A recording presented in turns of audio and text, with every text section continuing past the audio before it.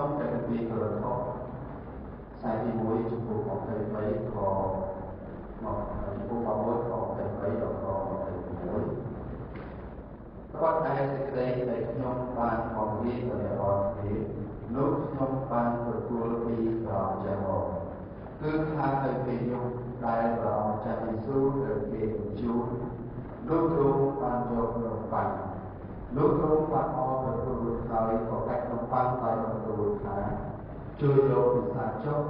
នេះជារូបកាយខ្ញុំដែលត្រូវកាច់សម្រាប់អ្នករាល់គ្នាចូលធ្វើកិច្ចនេះទុកជាសេចក្តីរលឹកពីខ្ញុំចុះលោកក្រោយដែលបានបរិភោគរួចហើយលោកទ្រង់ក៏យកព្រេងបែបមួយឆ្នោតដែរឲ្យបន្ទូលថាពេលនេះជាសញ្ញាថ្មីទៅនៅជាខ្ញុំចូលធ្វើដូច្នេះរាល់វេលាណាដែលផឹកទុកជាសេចក្តីរលឹកដល់ខ្ញុំត្បិតរាល់វេលាណាដែលអ្នករាល់គ្នាបរិភោគក្នុងបាននេះហើយផឹកពីពេលនេះលោកឈ្មោះថាសម្ដែងពីសេចក្តីសុខរបស់ផងព្រះអង្គចាស់ដល់រាដល់ទ្រង់ជាមក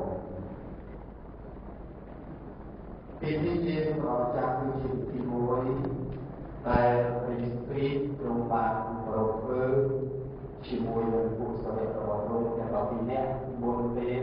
ដែលគេចាប់ទ្រង់ទៅពេញសុគតនៅលើជើងឆ្កាងពិធីព្រះអង្គចាស់គឺធ្វើឡើងដើម្បីនឹងលើកចាំហើយនឹងអរគុណដល់ព្រះដែលទ្រង់បានជាមកសុគតជំនួសអំពើបាប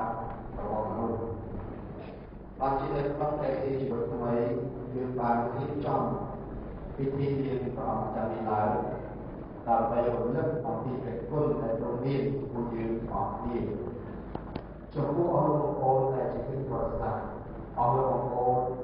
បានទទួលជឿដល់ព្រះហើយអស់លោកបងប្អូនបានយល់អំពីព្រះជាព្រះសង្គ្រោះសម្រាប់ជីវិតរបស់លោកបងប្អូនហើយអស់លោកបងប្អូនអាចទទួលនំប៉័ងនិងទឹកបញ្ជាក់ដោយជូរបានចំពោះលោកបងប្អូន